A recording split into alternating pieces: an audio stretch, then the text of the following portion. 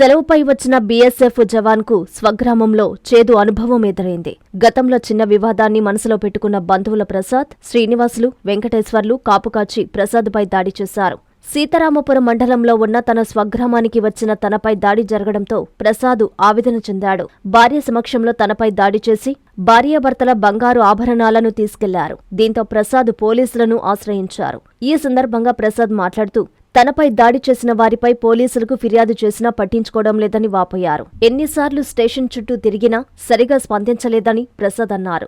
ఉన్నతాధికారుల నుంచి నిర్లక్ష్యపు సమాధానాలు ఎదురవడంపై ఆయన తీవ్ర ఆవేదన వ్యక్తం చేస్తున్నారు. ఈ విషయాన్ని జిల్లా ఎస్పీ దృష్టికి తీసుకెళ్లి నిందితులపై కఠిన చర్యలు తీసుకునే వరకు పోరాడతానని జవాన్ ప్రసాద్ తెలిపారు. మండలం నెల్లూరు డిస్టిక్ మాది. నేను 1 మంత్ లీవ్కి వచ్చాను.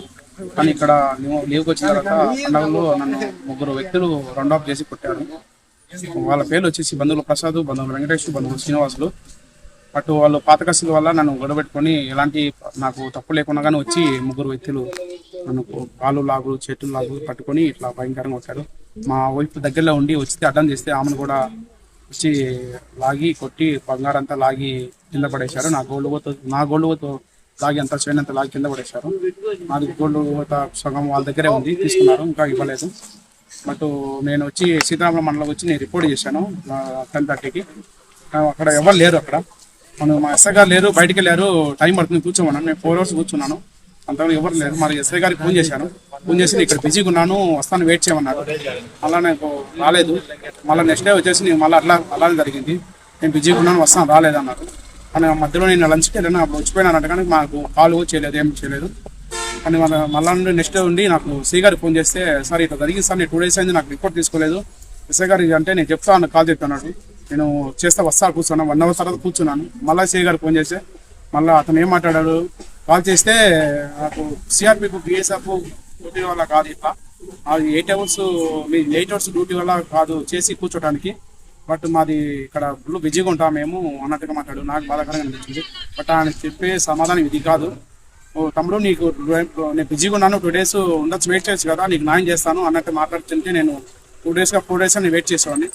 తర్వాత నేను ఇట్లా అనే తర్వాత అతను కాల్ చేయడం కట్ చేశాను. నేను రేపు మండే నెల్లూరు స్పందన తెలుసు, మేము అక్కడికి వెళ్దాం అనుకున్నాను.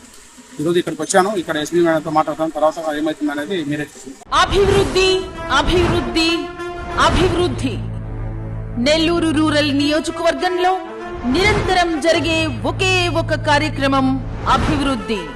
అభివృద్ధికి అలుపు లేదు, అభివృద్ధికి అంతం లేదు. నెల్లూరు రూరల్ నియోజకవర్గ ప్రజల అభివృద్ధి కలలను సాకారం చేసే దిశగా కోటంరెడ్డి సోదరుల అడుగులు.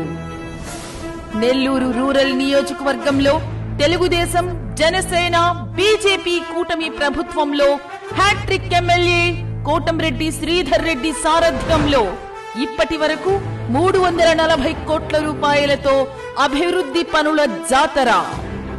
మరో చారిత్రాత్మక అభివృద్ధి ఘట్టానికి పునాది వేయబోతున్న కోటంరెడ్డి గిరిధర్ రెడ్డి నెల్లూరు రూరల్ నియోజకవర్గంలో మరో మహోత్తర కార్యక్రమం. 27 కోట్ల రూపాయలతో 240 అభివృద్ధి పనులకు శ్రీకారం. ఒకే రోజు ఒకే సమయం 240 అభివృద్ధి పనులకు శంకుస్థాపన కార్యక్రమం. 60 రోజులలో పనులు పూర్తి. ఒకే రోజు ఒకే సమయంలో 240 అభివృద్ధి పనుల ప్రారంభోత్సవాలు. 240 అభివృద్ధి పనులు, 240 శంకుస్థాపనలు. ప్రజలే శంకుస్థాపకులు, తెలుగుదేశం కూటమి నాయకులు, కార్యకర్తలే ముఖ్య అతిథులు. శంకుస్థాపన చేసే శుభ సమయం జనవరి 24వ తేదీ ఉదయం 8:34 ఆదరించండి, ఆశీర్వదించండి. మీ కోటంరెడ్డి గిరిధర్ రెడ్డి, నెల్లూరు రూరల్ నియోజకవర్గం.